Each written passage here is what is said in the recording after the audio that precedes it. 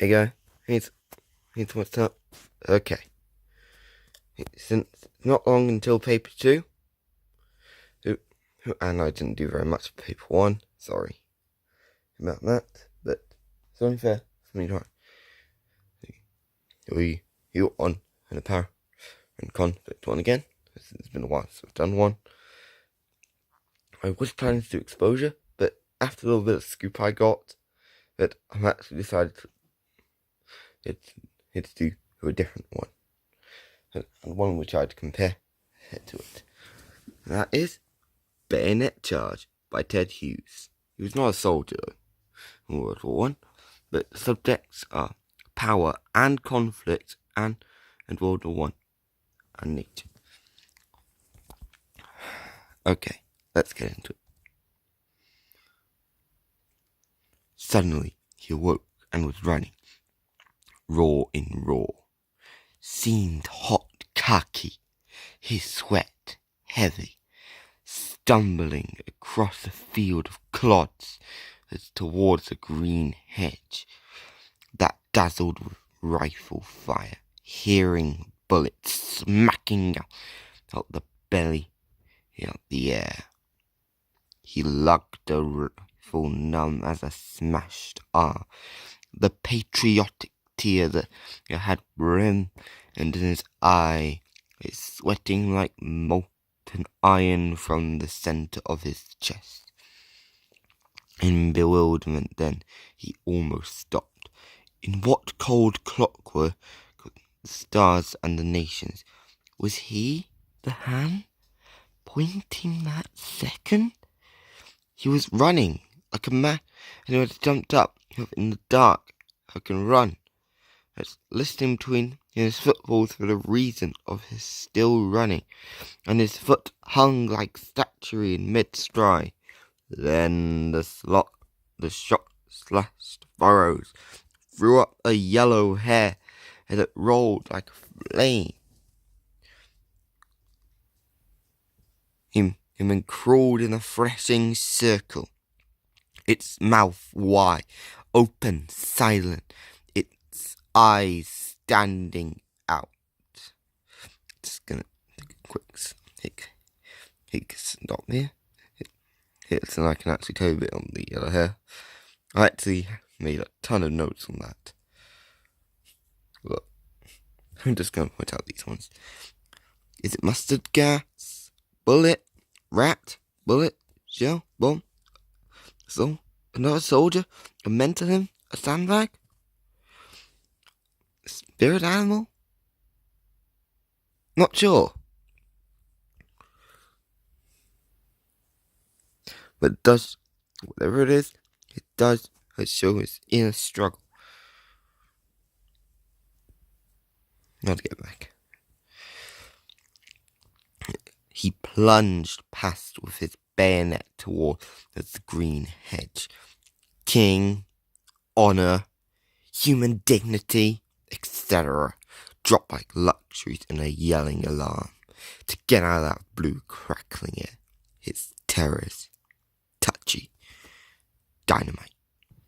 Okay, onto the themes is a bayonet charge, which according to this are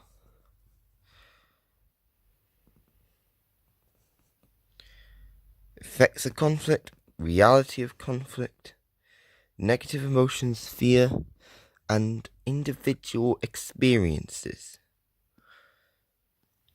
Now, which poem am I going to compare this to? Exposure!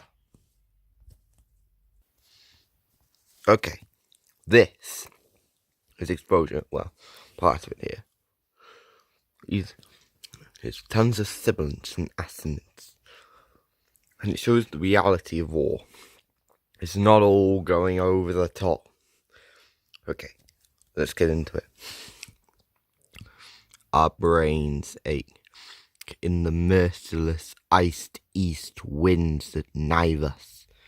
Wearied, we keep awake because the night is silent. Low, drooping flares has confused our memory of the Salem, word by silence. Hence, centuries whisper, curious, nervous, but nothing happens. Watching, we hear the mad gusts tugging on the wire, like twitching agonies of men among its brambles. Northward, incessantly, the flickering gunnery rumbles, far off, like a dull rumour of some other war. What are we doing here? The poignant misery of dawn begins to grow. We only know war lasts, rain soaking, cloud sack storm. Dawn massing in the east her melancholy army. Attacks once more in ranks of shivering, in ranks of grey, but nothing happens. Sudden, successive flights of bullets streak the silence, less deadly than the air that shudders black with snow. With sidelong flowing flakes that flock, pause and renew. We watch them, wandering up and down the wind's nonchalance, but nothing happens. Pale flakes with fingering stealth come feeling for our faces. We cringe in holes, back on forgotten dreams, and stare snow day, deep into grassier ditches, so we drown, sundoes, littered with blossoms, trickling where the blackbird fusses. Is it that we are dying? This page has a lot less annotations. Slowly, our goat has dragged home, glimpsing the sunk fires, glows with crusted dark red jewels. Crickets jingle there. For hours, the innocent and mice rejoice. The house is there, shutters and doors all close. On us, the doors are closed. We turn back to our dying, since we believe not otherwise can kind fires bear, nor ever sun smile true on child, or field, or fruit. For God's invincible spring our love is made free. Therefore, not loath, we lie out here, therefore we born, for love of God seems dying.